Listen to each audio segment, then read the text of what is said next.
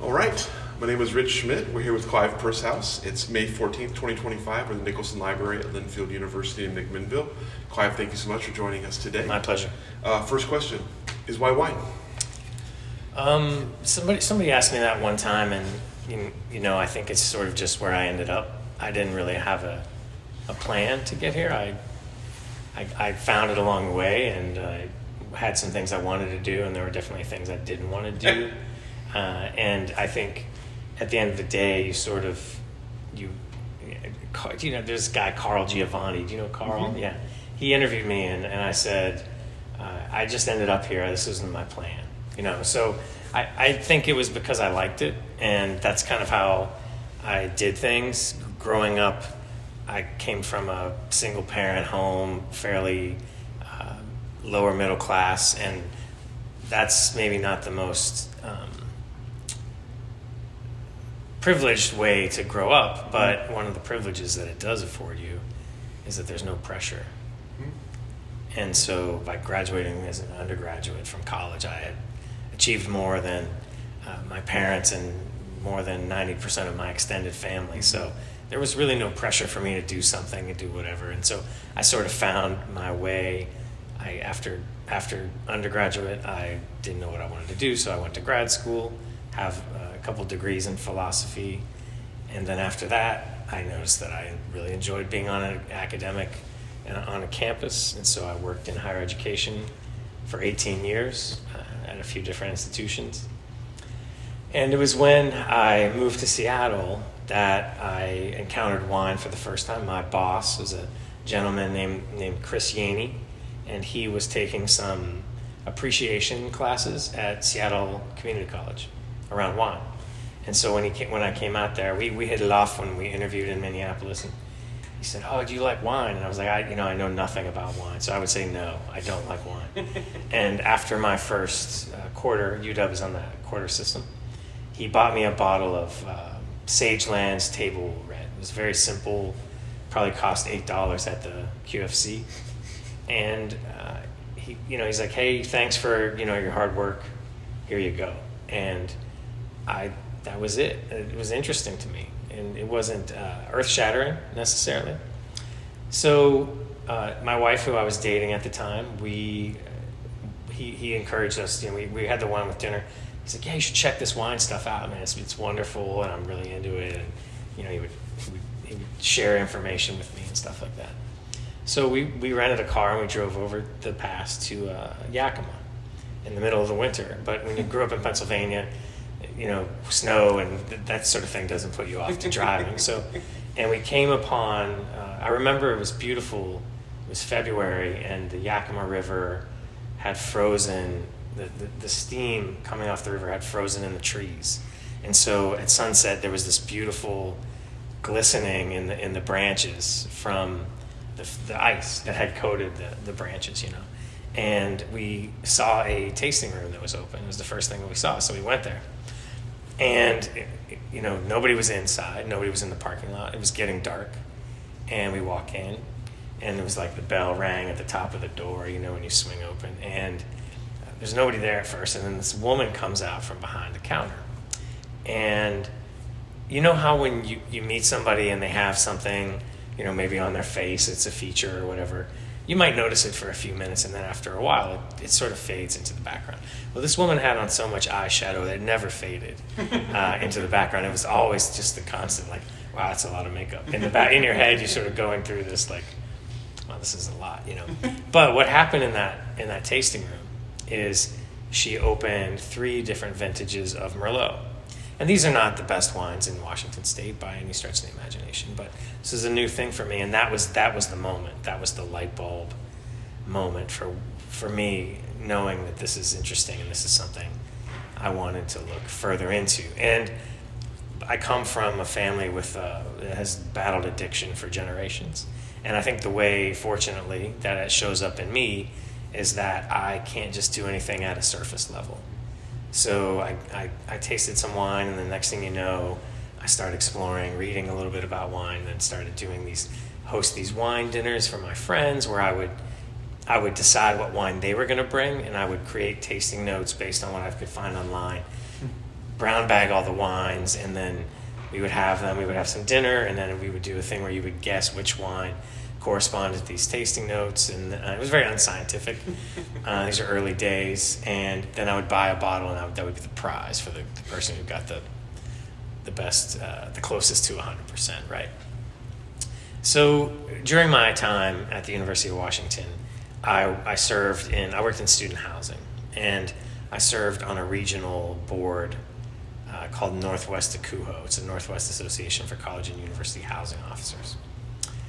And we had regional conferences, and there was one in Yakima, just so happened. And Yakima at the time had this thing where if you bought some wine from a in-town, like downtown proper Yakima tasting room, there was no corkage at some of the restaurants. So I went to a dinner with these other people from other parts of the Northwest who were on this association. And one of them was a guy who happened to be at OSU at the time. And he had a blog. It was called the Oregon Wine Blog. This dates back to the early aughts, and mid-aughts anyways. And I brought these wines, and he said, wow, these are great wines. And I was like, thanks. Got them over here and over there, whatever. And he's like, I have this wine blog, and we don't have anybody in Washington writing about wine. Would you be interested in that? And I said, yeah, what the hey? I had never done this before. I'd never written about wine, and it was terrible, my writing. It was awful. And actually, it's funny, I was in Sonoma a few weeks ago for an event called Pigs and Pinot Noir. It's run by Bob Cabral and Charlie Palmer, the chef down there. And I ran into Hillary Sojland. It's like a Norwegian last name. And she used to work for a Woodinville winery. Now she's the director of winemaking at Aperture. And that was the first wine I ever wrote about, was that Woodinville brand. And I just happened to run into her, now I'm sort of in a elevated writing role in the wine world. So I do this blog thing for a couple years, the Oregon Wine Blog. And then this guy, actually, we hired him at the University of Washington. So he came. And so at that time, I had been writing most of the content for this blog, but it wasn't mine. I wasn't getting any recognition. There was certainly no money in any of this. And I had said, hey, you're in Washington now. You don't need me to do this anymore. I'm just going to hang up my keyboard, So I did that, and then my wife was like, why would you quit? Like, you love doing that, so you should kind of start your own thing. And we were about to have our daughter. And I said, well, maybe that's interesting. She's like, absolutely, you should do. You really enjoyed it. Why would you just give it up? So I launched my own thing, and this was in 2011, called the Northwest Wine Anthem. It actually gained some traction. It was another blog focused on Oregon and Washington wine. And I sort of would come down here, would travel out to Red Mountain. Never actually got to Walla Walla in those days. It's such a far 6 hours almost from Seattle, right? So, but yeah, I got to know people and developed relationships with people here in the Willamette and in Eastern Washington, Tri-Cities, Red Mountain, Yakima, et cetera, et cetera.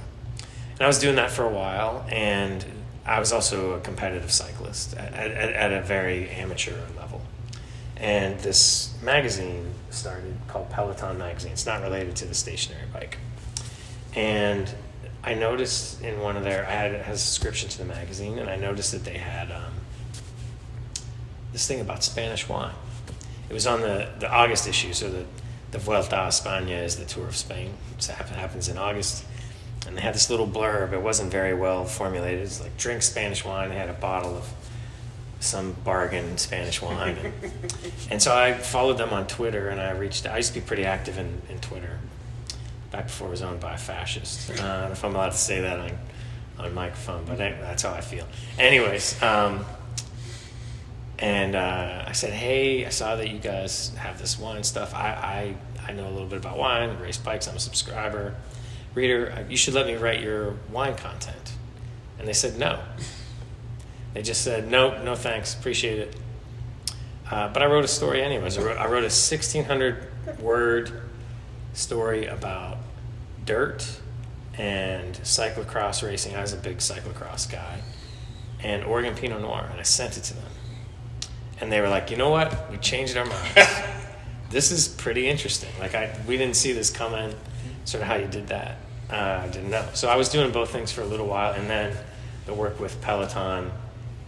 Again, I'm making no money doing any of this, right? It started to take off. So I stopped doing the blog. One of the last pieces I wrote was about Argyle. They had this art series labeled, but I wrote some great stuff. I wrote one of the only pieces early days about Chad Stock and Minimus when he first started that project.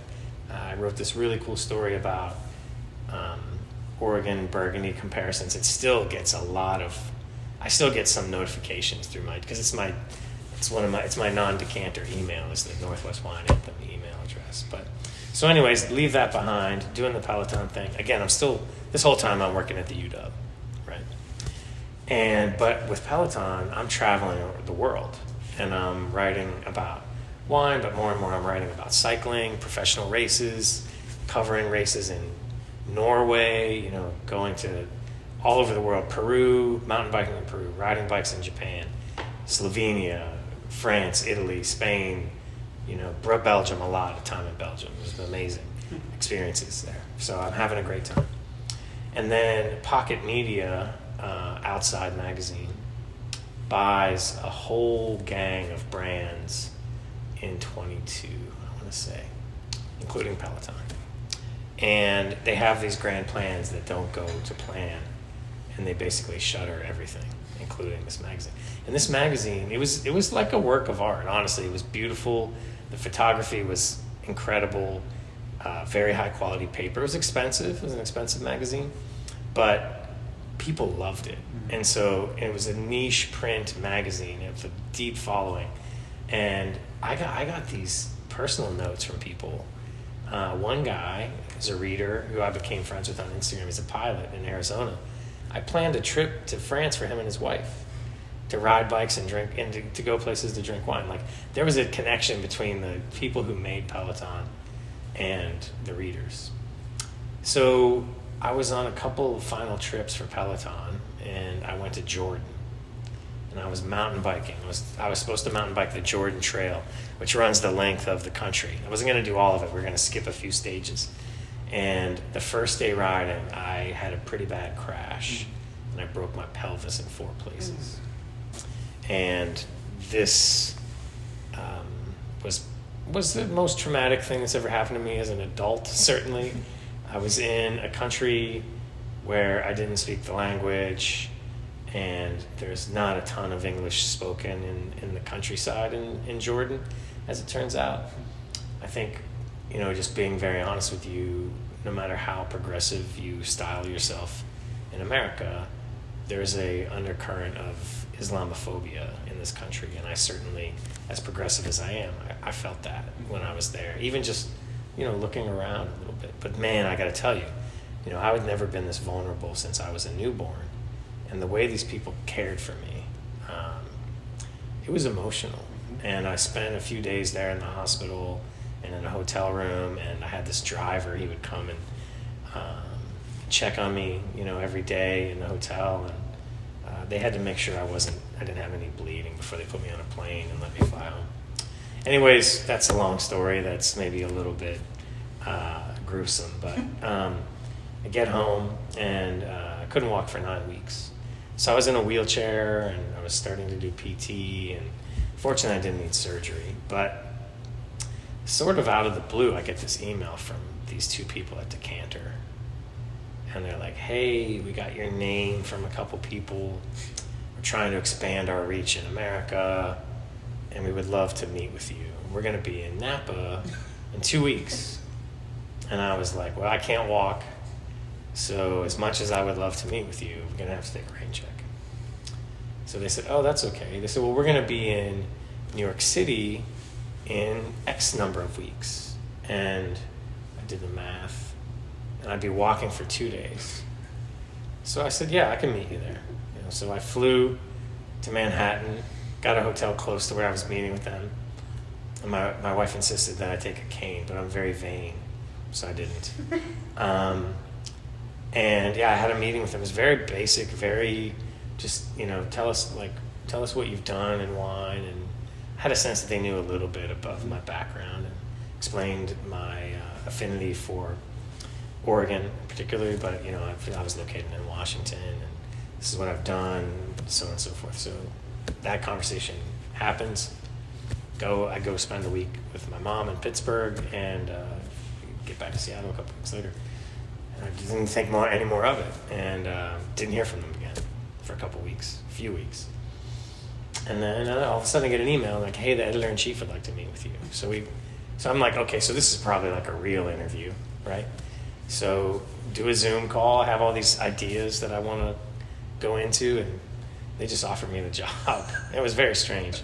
It took a while, and I've learned that things in the UK take a while. Everything.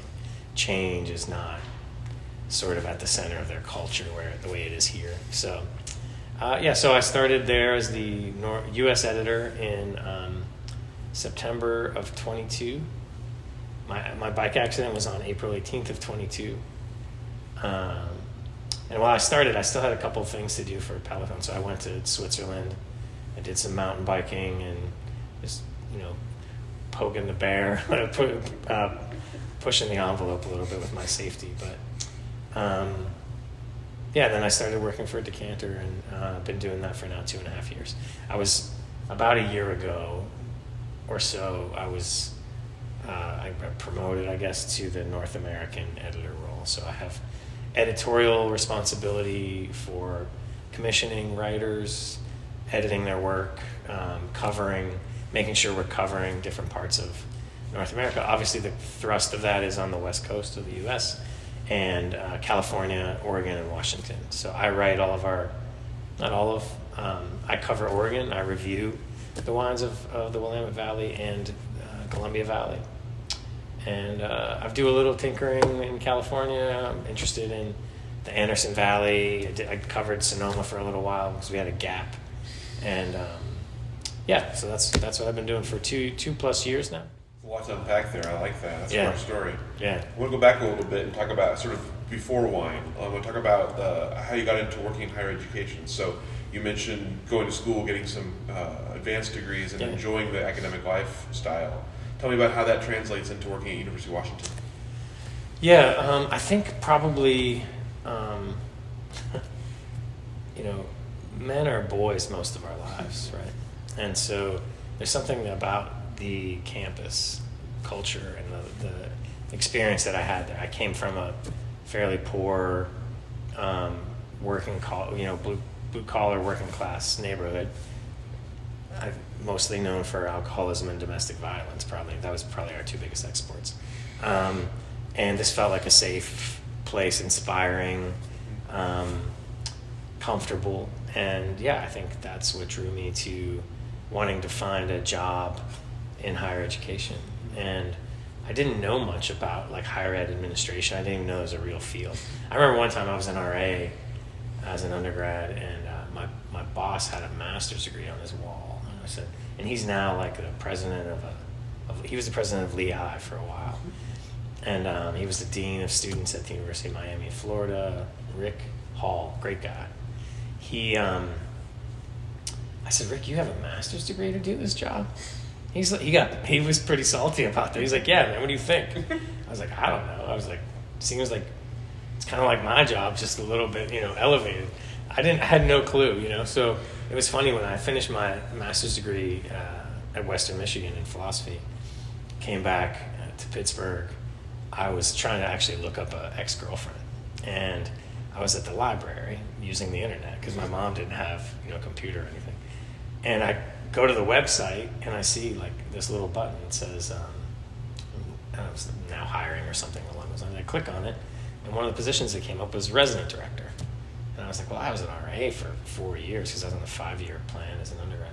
I said, I can do this job, right? So I applied, and I didn't realize that my undergrad institution was actually one of the more prominent programs in higher ed administration. I went to a university called Indiana University of Pennsylvania. And Kate, I want to say her name, I can't remember Kate's last name, I want to say Kate Norris, but I was just talking to Kate Norris at the wine auction, so I don't think that's it. And she emailed me and said, "Hey, Clive, it's good to see your name, but we would never hire you." And then she explained, like, there's this whole hierarchy, and people have master's degrees and all this stuff. She's like, "But here's a few websites, Higher Ed Jobs and the Chronicle, and you should check out, maybe look for some small schools." So I did that. I got a job at a small school in Pennsylvania called Washington Jefferson College. From there, I went to the University of Pittsburgh in my hometown, and I worked there for 2 years. It was not the best experience. I had a pretty toxic, we had some toxic leadership in our department, and I won't name names. And then I took a job at the University of Washington. I moved to Seattle thinking, like, I'll be out here for 2 years, moved back to Pittsburgh, and that was in 2003. So I worked at the University of Washington for 18 years. And I did some pretty great stuff there. I worked with some very impressive young professionals. The crux of my work, I started out as a resident director. I got promoted to the senior leadership over time, and I built the move-in process for that institution. So you're moving in 10,000 students into a major metropolitan campus, over 3 or 4 days. Like, I orchestrated that. I was responsible for our hiring and sort of matriculation into leadership programs of professional staff. And we were able to really, and this, I want to come back to this, we were really able to build a incredibly talented but also incredibly diverse team of young professionals in higher ed, and we were the most wanted job in the country, because we would do things like, hey, at 5 o'clock you go home. We have somebody on call. It was a 24-hour job, right? Like, covering a campus of 10,000 young people who don't always make the best choices. They're brilliant minds, but they make some pretty boneheaded moves in the evenings. Some of them are experiencing crisis and things like that. And I've definitely experienced my share of tragedy in that role, but the ability to hire and develop, young professionals, and probably the most diverse leadership team outside of maybe certain schools in the Los Angeles area on the West Coast. Like, we did a great job at it, and it's work that I'm probably the most proud of anything that I've done. It's that work at the UW. When I was hired by Decanter, they had already selected the Team USA of writers, and I was actually the last piece. And they put it out as a press release, and it coincided with, I think, a print issue. And it had all of our faces, and it was all white people, And I think this is one of my challenges working for a British entity, is that, America is 51% white, and the UK is 83%. And so trying to make a case for diversifying the voices that show up in wine media has been a big part of what I've tried to do in my 2.5 years. And I feel like I've done a pretty decent job at it, but it's hard to sometimes translate that to my colleagues in London, because they just don't see it, So that was a way for me to bring some of my strength from my last job to this role in a magazine, a media website sort of thing. So, yeah. You mentioned that when you started writing about wine, that the writing was a little rough. So tell me about your, to say the least. Tell me about your teaching yourself how to write, learning how to write, and learning how to write, especially in a journalistic way. Yeah, I'm still learning, and I would say that the best writing I did was the travel writing I was doing for Peloton, because it was very first person. I have a bit of a sense of humor, and I'm observant, and so I really love to be able to tell cultural stories from the bicycle. I would use maybe cycling history, or I would do a lot of research. So I would go somewhere, and I wouldn't do any research till I got home, but I would go to this rural part of, France, or, when I was in Peru or different parts of the world, and I would have an experience, and I would go, okay, this is what I want to write about. And then I would just do this deep research, and for example, in Peru, into the effects of coca leaves. You chew a lot of coca leaves, which is used to make cocaine, to keep the altitude sickness down, right?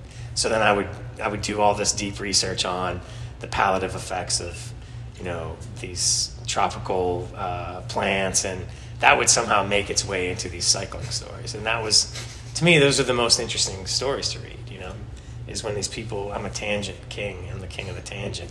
And so when you're able to sort of make those tangents really fascinating, I'm trying to do a little bit of that in my wine writing. I'm battling house style a little bit. There's a more conservative approach, certainly in wine, but certainly in the longest running wine magazine in the world is Decanter magazine. It's been going since 1975, and so it's trying to get them to, reimagine things. Is an ongoing challenge. Yeah. But yeah, the university, thing, I just sort of fell into it sort of like this. That's kind of what I said earlier. It's kind of how things have worked out for me. So obviously wine was something you came to a little bit later on and so tell me about sort of catching up. Let's talk about your palate first of all. Yeah. Let's talk about catching up your palate and getting to the point where you felt like you could knowledgeably discuss wines. Wow, yeah. I think, so, I told you that story about the Rattlesnake Hills experience, and then from there I started exploring more, and then came down here with some friends in, I want to say, 05, 06. And the wines, financially was in a very different place than we are as a family now, and so and the wines were priced different than they are now, certainly as well, but they were still not cheap, and so I recall a couple stops that one of the things about this place that I've always loved is it's just so beautiful all year round. Like driving around this morning, it's cool. It's cool but sunny but man, coming here in the winter when the clouds are sitting in those Doug firs and those red, like wow. It's breathtaking. This is such a the Willamette Valley is just such a beautiful place. I've been to Burgundy, and it's nice. I don't think it's as pretty as the Willamette Valley, and I just find it, so it was one that certainly had an impact on me, was the visualization of the place, and driving around, went up to Tory Moor, I know is one that I remember sticking out, and Sokol Blas, definitely stopped in at Sokol Blasser, but one of the first places we stopped coming down, from up north through Portland on 99, was August Cellars, and they had this thing that they did where they would let these people take over little sections of their barrel room and pour their wines from there. And there was this older couple named Sheila and Nicholas, and they were pouring their Anamkara Pinot Noir. And my wife and I both were just like, oh my God, this wine is stunning.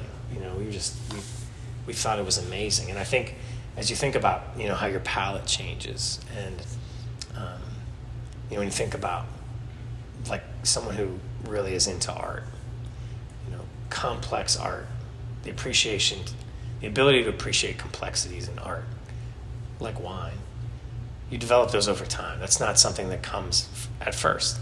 At first, you look at some artwork and like, oh, those colors are beautiful, and I love the shapes and maybe the imagery that's captured. But as you start to learn more about art and maybe those time periods that art is made in, that really can communicate things to you. Like if you were to look at Guernica and not know anything about what he was trying to capture, you'd go like, wow, that's evocative of some emotion. But then when you understand what Picasso was really trying to express, you're like, that's powerful. That touches me in a way where, I think great art obviously makes you appreciate your shared humanity with the people who created it and the people maybe who depicted in it.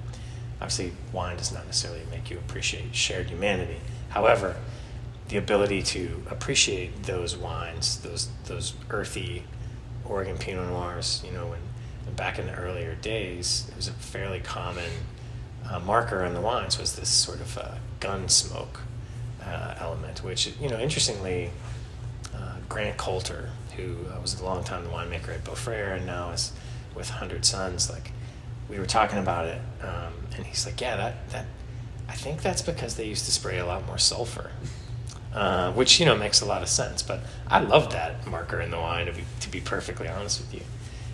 But you see less and less of it now. Anyways, those wines, those earthy wines that we experienced on this first trip here, I would not have been ready for those wines if those had been my first. I don't think I would have been, And so the ability to sort of start at a more simplistic place and then evolve, and I very much I'm a Pinot Noir drinker. I love Syrah and Chardonnay and Riesling. I think those are for me and I tend to like cooler climates, savory wines, and lower alcohol wines, fresh acidity, brightness, lift, minerality in the red wines as well as the white wines. And people ask me like, oh, do you drink, are there any wines you don't like? And there's certainly styles of wine that I don't like, but and there's places that produce a style of wine that maybe can be a bit homogeneous, and so in those cases there are certain regions that I don't drink a lot of wine from because maybe the alcohols are high or they're too much ripeness, jammy fruit, things like that. So yeah, I think my palate sort of developed towards elegance and balance and especially that depth of earthy forest character, and certainly this place has that in spades. So on that note, tell me about evaluating a wine or evaluating a lot of wine. Mm-hmm. When you're doing something where you're visiting a region, you're drinking a lot of wines.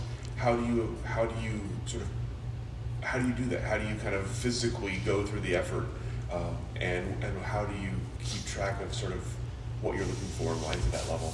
Yeah. Well, I think one of the things about this job is that when you tell people what you do, they just think it's the coolest, But then what they don't understand, and what I didn't even understand at first, was it gets to be work pretty quick, because it's fatiguing and it's a lot to think about. So yesterday, for example, I left Seattle at 6 a.m, drove down here. It's 4 hours to meet a winemaker in the Aola Amity. We toured around the vineyard. It was great. It was an amazing day. We tasted the wines. I went immediately from there. I was running late, which is also a big part of things. I'm always behind. It's like I ate a burrito in my car between that winery and the next winery, tasted a bunch of wines there. Had dinner that night, needed to check into my hotel, clean up, did that. I was on the phone with these PR people, went back to the dinner, got home at 11, passed out, and it was just like, it's exhausting sometimes. Now, growing up, I worked in, not factory settings, but that kind of labor, physical labor, and I would never compare it to that kind of work. I mean, that's just that's tired on that you feel in your bones. But palate fatigue is real, and it's certainly exacerbated when you have wines that are bigger, less. There's less to sort of keep your palate. Not guessing, but sort of like, oh, there's that going on, but instead it's this big black fruit. It sort of sits on you in a velveteen way. It's hard to evaluate that. What's the point of that? And so it's certainly easier for me to evaluate wines that I enjoy, but I also have to evaluate wines that I don't enjoy, and that's definitely harder work. More thinking is involved in that. There's also a sort of deflating feeling when you taste a lot of wines like that. So I went to a region, they had arranged some 60 wines for me to taste, and started at 9 o'clock in the morning, finished around 335, 334, something like that, and just really worn out. And these are wines in 14, 15% alcohol, very fatiguing. You have to try to be fair to each wine. And so, you taste a wine, you need to sort of reset, take a minute. And it's almost in some ways it's impossible to be completely objective and with every single wine when you're doing tastings like that. But what you try to do is you try to frame the wine in we're talking about the 100-point scale where I'm doing this. Frame the wine, capture elements of it that are interesting that you get either from the tech sheet or the winemaker's telling you this. I do a lot of Zoom tastings now. It's nice because I don't have to travel and I get to talk to the winemaker and I can toggle back and forth and take notes while they're talking to me and on the computer. And I can do that in person too, but then I can revisit the wines over the course of the afternoon versus I go and taste with you at your winery, taste the wines, try to get as much information as I can, and then I leave. But you try to include some story about the wine. That could be about the vineyard, that could be about the vintage. This is in the tasting note I'm talking about. You want to have some information in there that is interesting. If it just says, well, it's notes of clove and cola and red fruits, black fruits, berries, Oregon blackberry, mint leaf, these things. These are descriptors, but everyone's going to experience the wine a little bit differently. But if instead you can say, winemaker, so-and-so loves this site because it brings this out in the wine. And those kinds of things I think are more entertaining, certainly more interesting to write. And, writing tasting notes is a tedious part of the job and certainly not my favorite.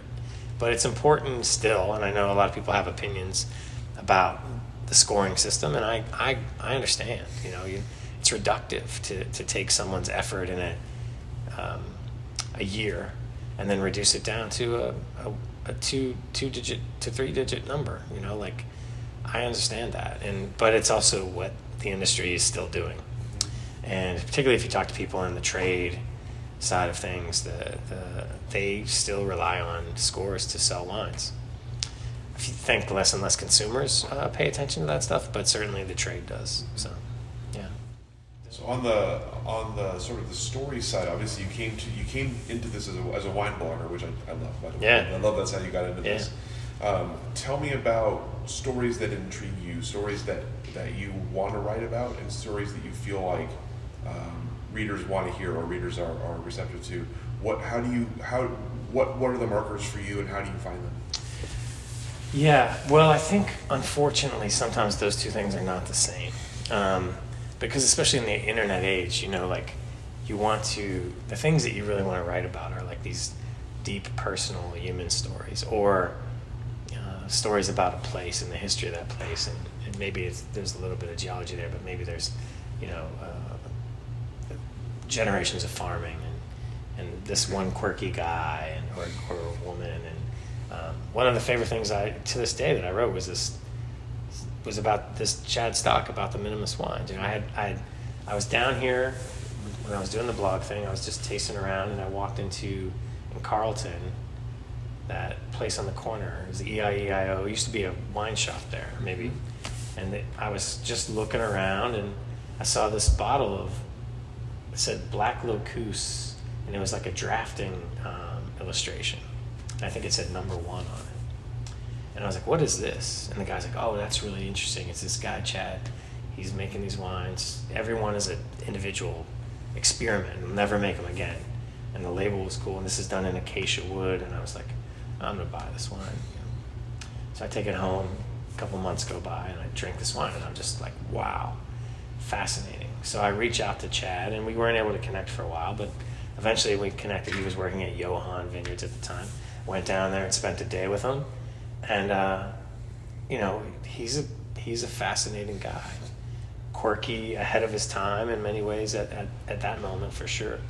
And I wrote this story, and it was literally like no one had written anything about Chad at this moment and about that kind of experimentation, which in many ways is a precursor to the natural wine movement. And not that he would never say that he invented natural wine in America, certainly, but he was doing that kind of stuff. He had Brettanomyces infected Rieslings that he was making, and all these fun experiments.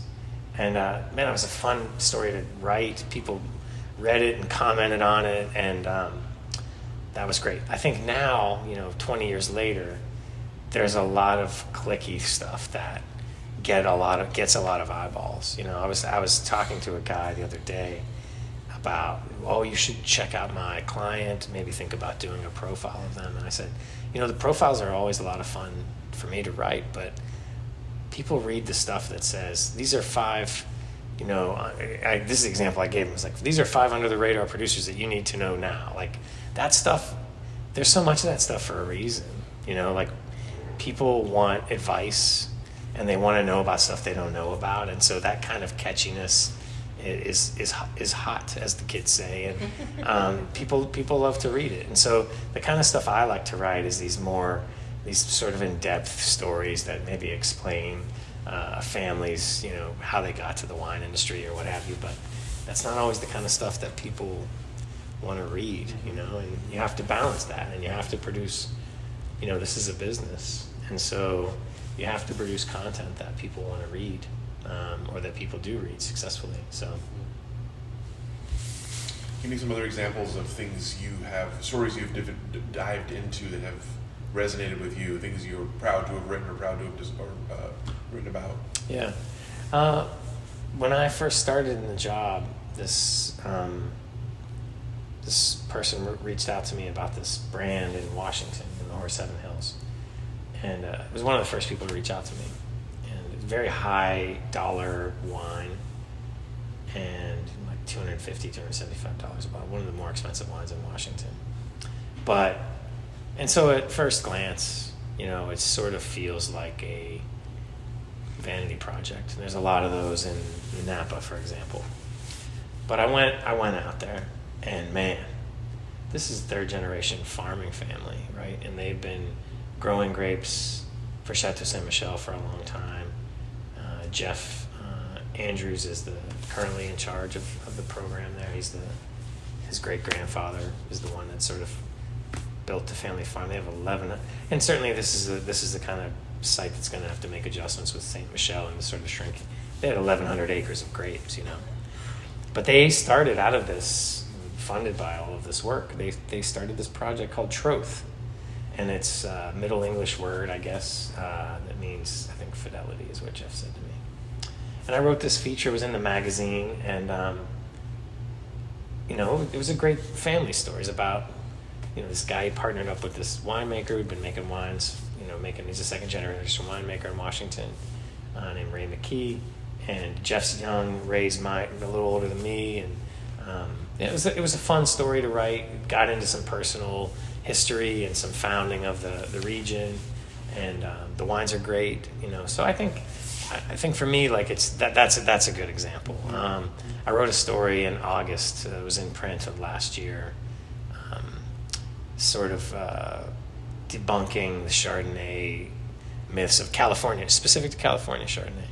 And that was a lot of fun to write. I was tasting some of these fresh examples, talking to people like Steve Mathiasen and Dan Petrosky and these folks who are making and have been making these great examples of fresh Chardonnays. So that was a fun one. I've done a lot of stuff specific to the Willamette Valley, and one of the things that's been the most successful for us at Decanter is it's the second most read region in the country to Napa, and I see all the data, and it also gets us a lot of subscriptions. People want to read the vintage reports, and so I've done 2 vintage reports since joining Decanter, the 21 and the 22 vintage, and those are fun because I go down, hang out with a couple winemakers. They talk me through the sort of highs and lows of the vintage, and that's a lot of fun. And winemakers will come to me and they'll say, Clive, Ben Castile said, he's like, you're one of the only people I know who talks about the Chardonnays and the Pinot Noirs as though they're separate grapes, because they are. And he's like, it really, the region really appreciates that you take the time to delineate those two and talk about how good Chardonnay has become here, you know. So I think the other thing to sort of to your question is when I can write things that maybe have an impact, and I think this is not going to be popular, but with my colleagues, my peers, the critic role, right? You know, I believe critic is a French word for asshole, and a lot of them conduct themselves that way, you know. And I want to be. I'm not looking to make a name for myself by making bold proclamations that this is 100 points. I've never given 100 points to a wine, for example. But I also don't want to hurt people's feelings. And so I have had some examples of some pretty bad wine. And I don't publish the reviews. And I will reach out and I'll say, hey, thanks for sending the wines. Happy to have a frank conversation with you about why I've not published the reviews, but I just don't think they're ready. Mm-hmm. If you want some feedback, specific feedback, I'm happy to give that to you. Mm-hmm. But I think maybe that's me not being objective. I don't know, but I care about this place. Mm-hmm. And you know, when I first started back in those days, in the blog days, the hospitality and the warmth that I was shown by this region specifically, I'll never forget that. So yeah, now I'm the North American editor for Decanter. I certainly get warmth and hospitality, but that was true then too. Yeah, do I get certain samples that I probably couldn't have got my hands on as a blogger? 100%. I understand how that works. You know, you'd be a fool not to know, but they've always been like that to me down here, and so I want to see this region get the recognition that it deserves. And you know, last year was the first time ever that Decanter did the top 50 U.S. wines. That was my idea. It took 2 years to push it through. Again, it's what it's like working with the British sometimes. It's really hard to convince them to do something new. And the number one wine was a Willamette Valley Pinot Noir, Abbott Claim 2021, due north, 99 points. It's the highest score I've ever given to a wine. I mean, I believe that wine, and I believe this region makes wines as good or better than any other region in the country, and frankly, the rest of the world too, honestly. And so I want to use my platform to call attention to these wines and some of the great wines being made in the Walla Walla Valley or the Yakima Valley by some of Washington's, you know, most talented winemakers too. Like, I take that seriously. I mean, for me, it's like, in some ways, I'm so fortunate to have this area be my responsibility because the wines are just so great, but I have an opportunity, you know, Napa's great. Oh, I never heard that before. Thanks for telling me that. You know, that's news to me. Versus, like, you know, waving boldly and saying, folks, come on, like, get with the program. This is one of the great regions of the world for Pinot Noir and Chardonnay. And frankly, Riesling too, sparkling wine. And it just goes, you know, the list goes on and on. It's just and those are all the wines that I like to drink. You know, save Syrah, and there's a little bit of Syrah down here too. That's quite good. So, yeah, I mean, you know, I think you're proud and you get little notes from people sometimes, usually positive, sometimes critical. That's great. I had a phone call yesterday when I was eating my burrito in the car between Winery 1 and Winery 2, and these people, there's a Napa client, they were not happy with an article. There's some unclear facts that the writer didn't quite get and I didn't catch, and they say, well, yeah, you know, this people aren't happy, and I'm like, well, some people who are we talking about here? And they're like, well, and so, you know, I've unraveled the conversation to find out that it seemed like it was mostly them that wasn't happy, you know.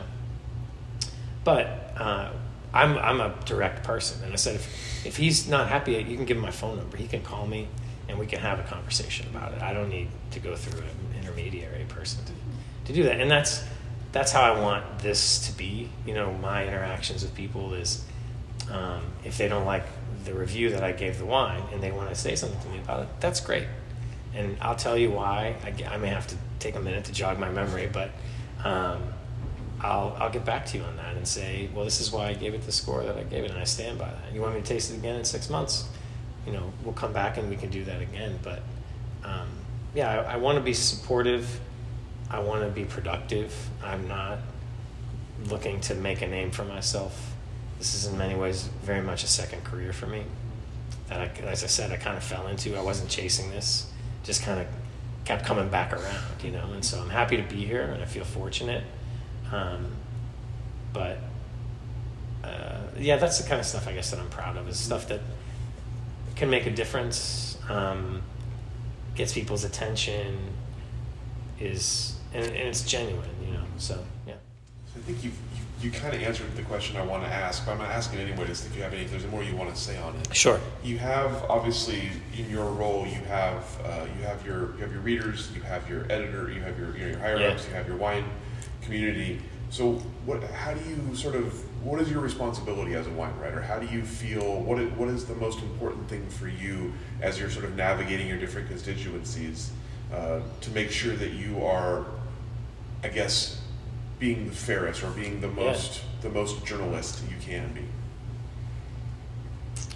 Yeah, that's a great question. And the other thing that I don't know that you're asking, but maybe is in there, is you develop relationships with these people, and so I have a good friendship with a couple people down here in the valley. And so I was tasting last summer and I had another writer, and I said, it was with me at IPNC, and I said, why don't you come taste these wines with me and score them?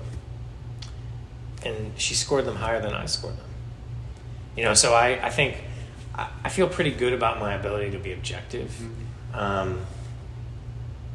One of the things that's true is, and I'd be interested if another wine writer wanted to say that this wasn't the case, but I've almost done the math on it, just observationally. Tasting at home versus tasting with the winemaker is probably worth a point at a minimum, because they can open the wines and let them breathe, and for as long as they feel like it's right, versus I pop the wines right there and I taste them and I move on to the next batch of wines. And that's why I'm always impressed when Jason Lett, when I taste with him, he opens the wines right in front of me, and so that's how I would taste them at home, but I definitely have walked into places, stuff's in a decanter, stuff's probably been double decanted, open for half a day.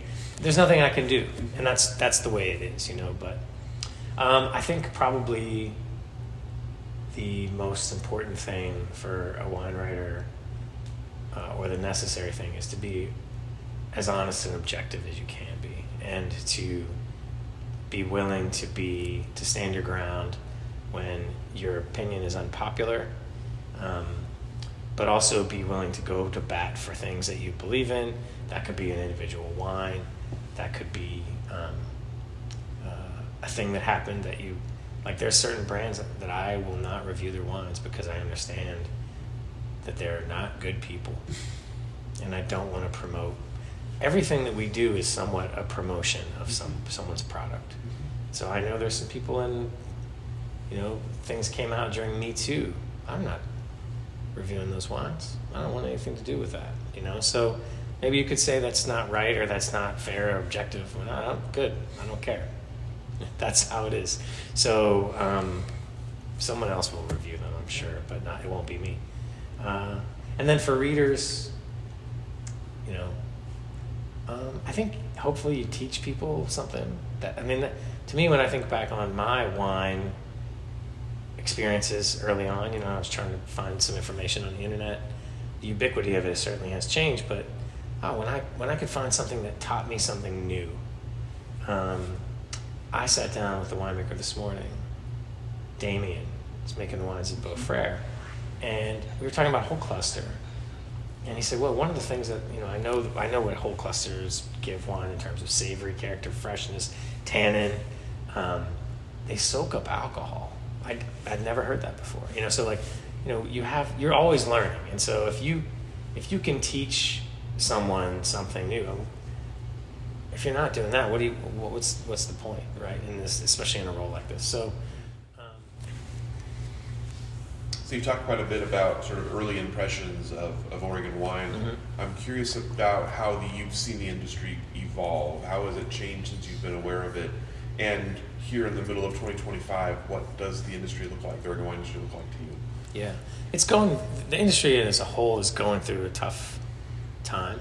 And I was just at Christum on the vineyard, and they've pulled out a big block because you don't need to make as much wine right now because it's harder to sell. And so I think there are things like that, and I think smaller producers, especially those who don't have an estate, they just buy a little bit less, and there's gonna be some contraction, which is probably in the long term a positive thing for the quality, although the quality here is still quite high.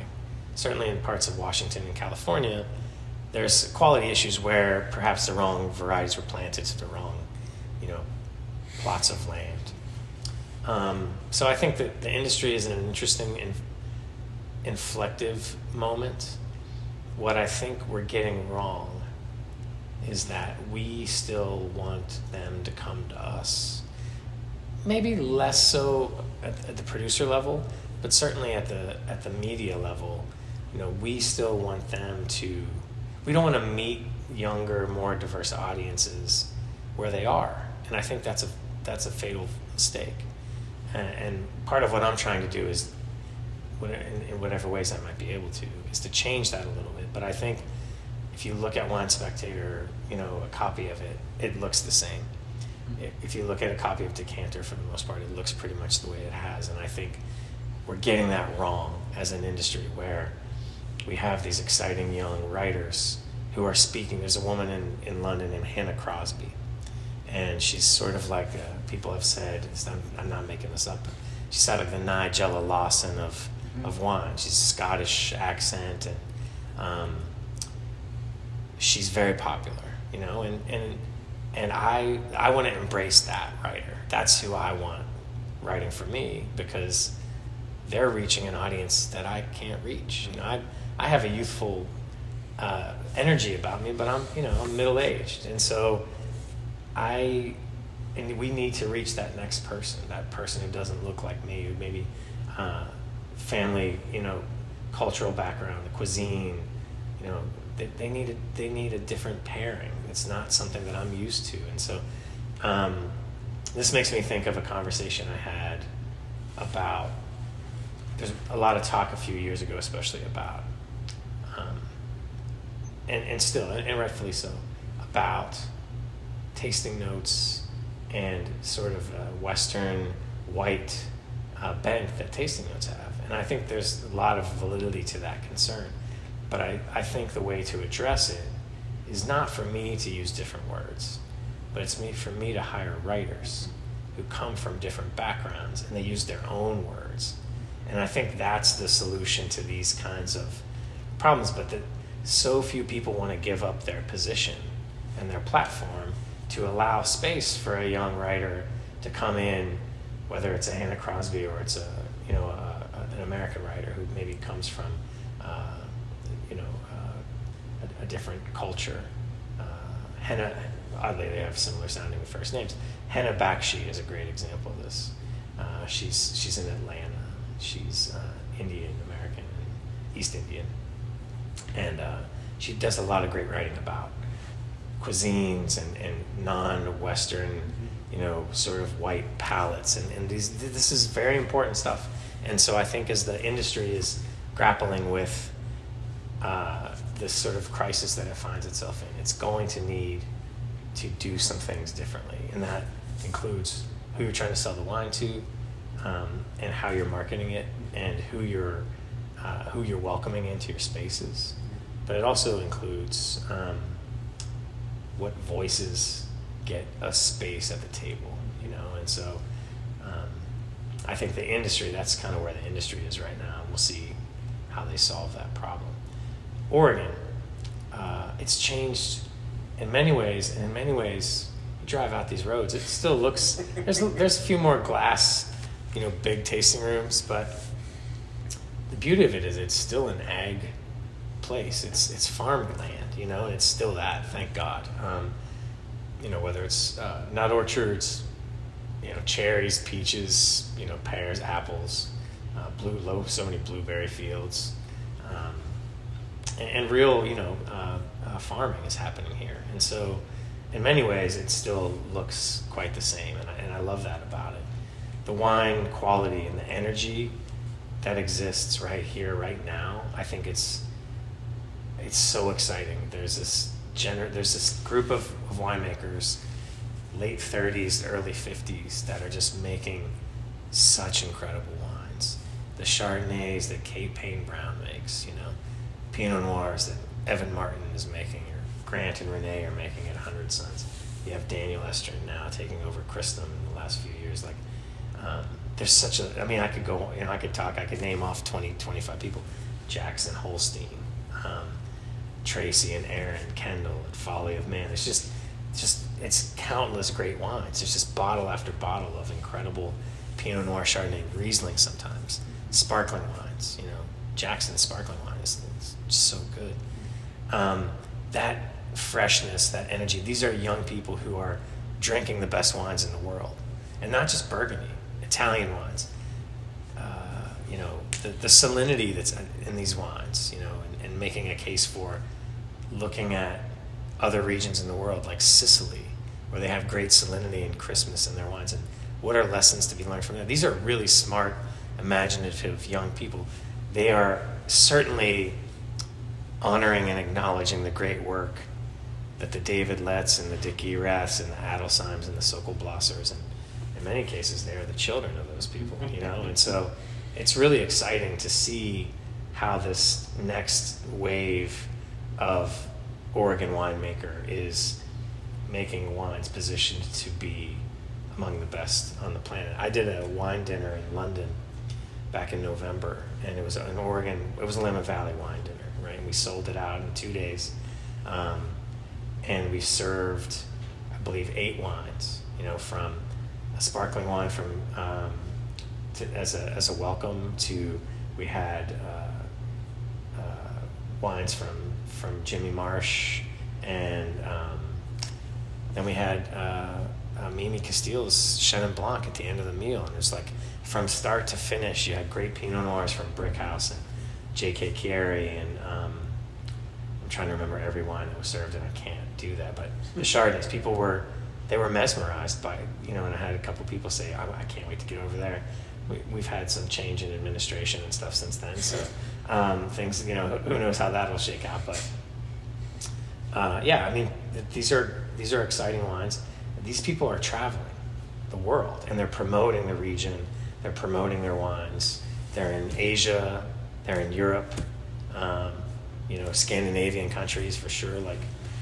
It's a super exciting time to be down here. I love coming down here too. So it's it's in a great spot. And obviously you're going to have some contraction, and people are buying less wine. But the caliber of the wines and the small productions, these people are not in a sort of precarious position. And I think otherwise some of them wouldn't have just launched a new brand, if you will, things like that. So it's a great time for Oregon, in my opinion, for the Willamette Valley.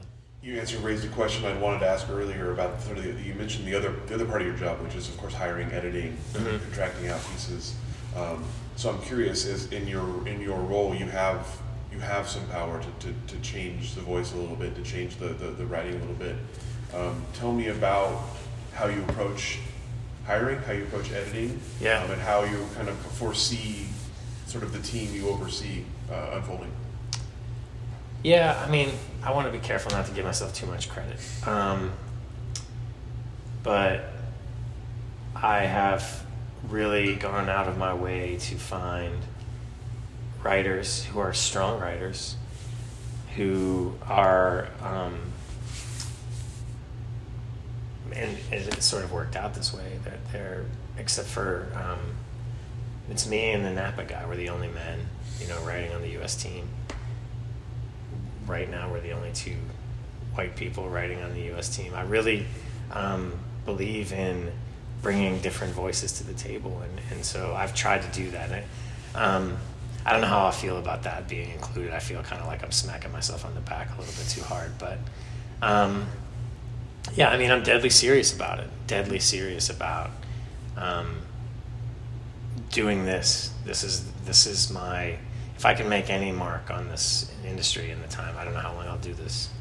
If I can change what normal looks like on a staff of writers, and I'm not in a position to hire any full-time people. It's all contracted freelance writers. But if I can do that, then I have done more than I set out to do. I didn't really have a goal when I set out to do this until I saw that announcement, and I was like, well, that's not good.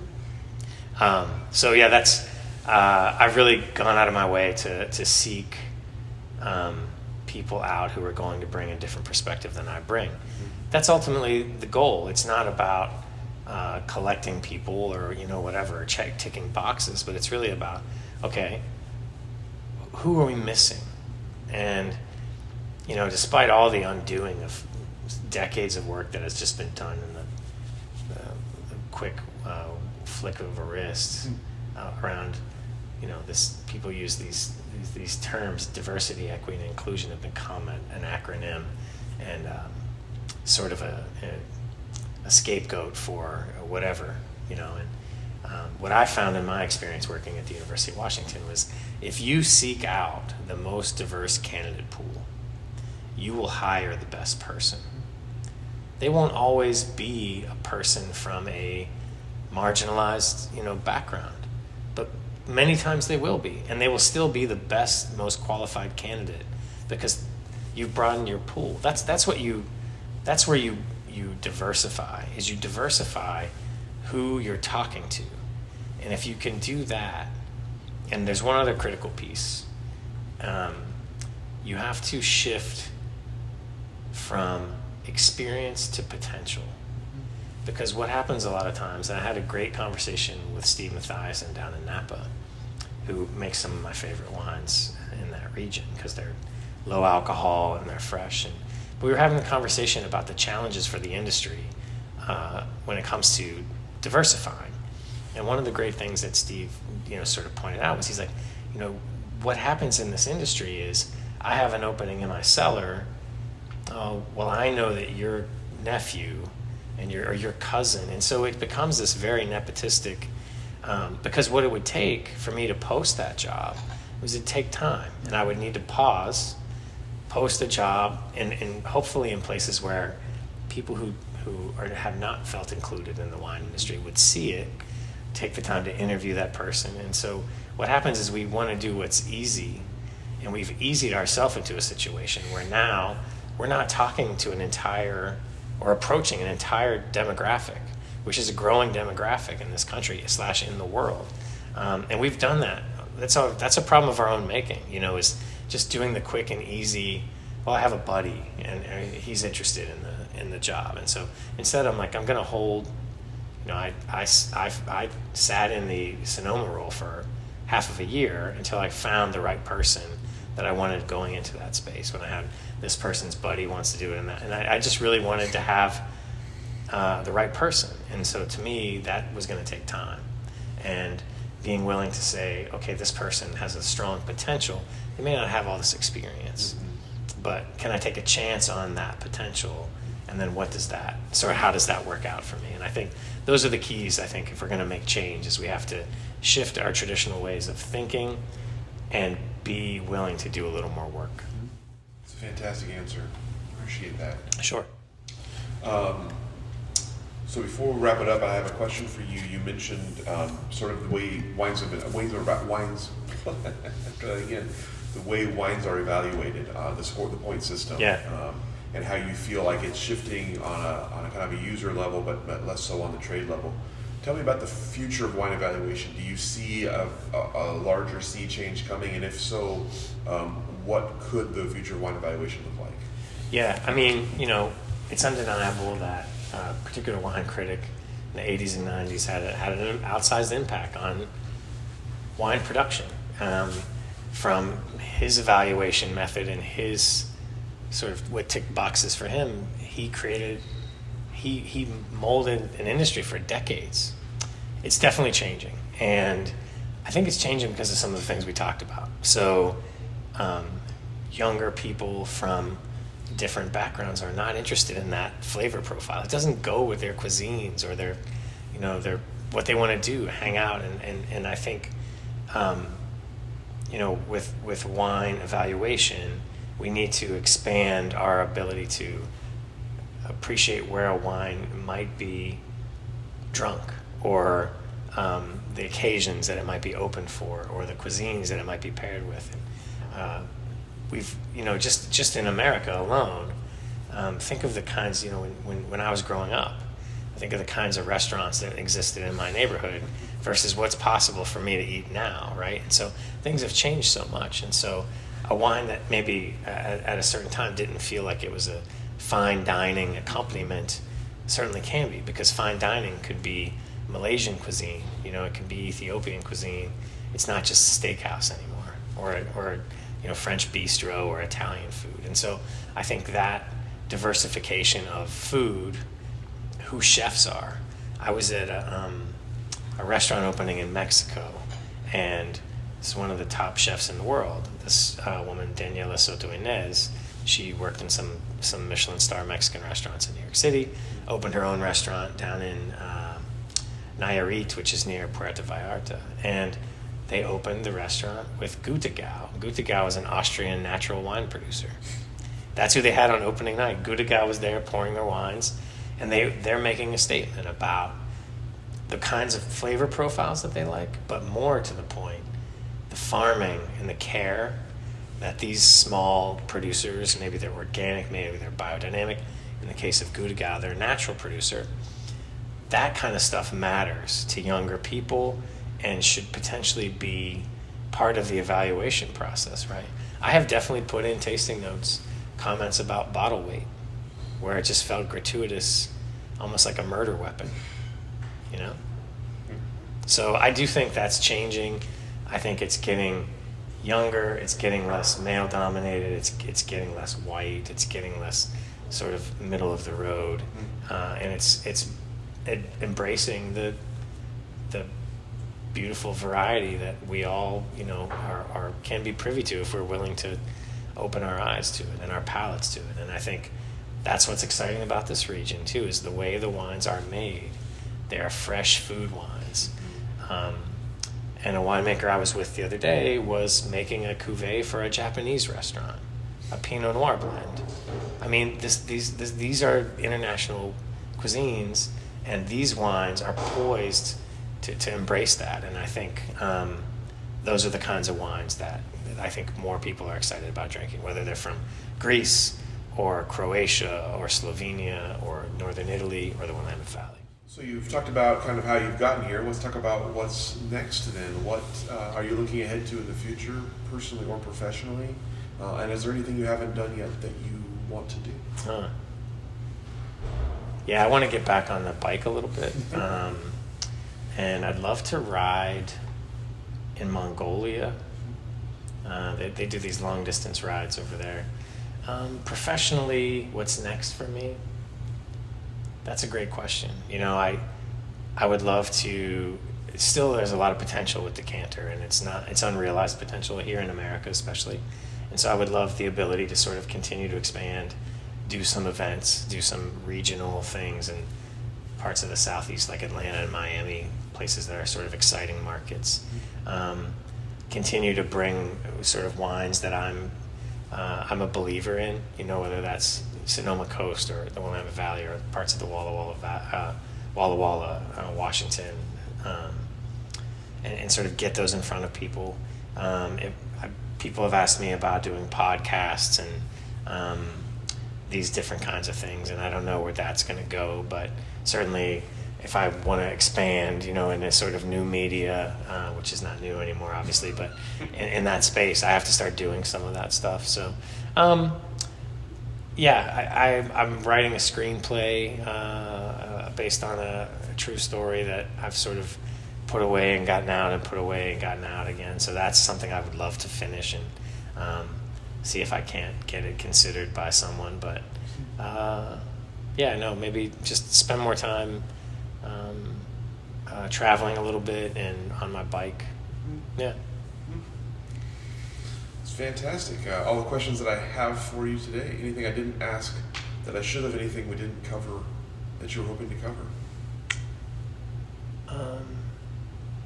No, I think we got to everything.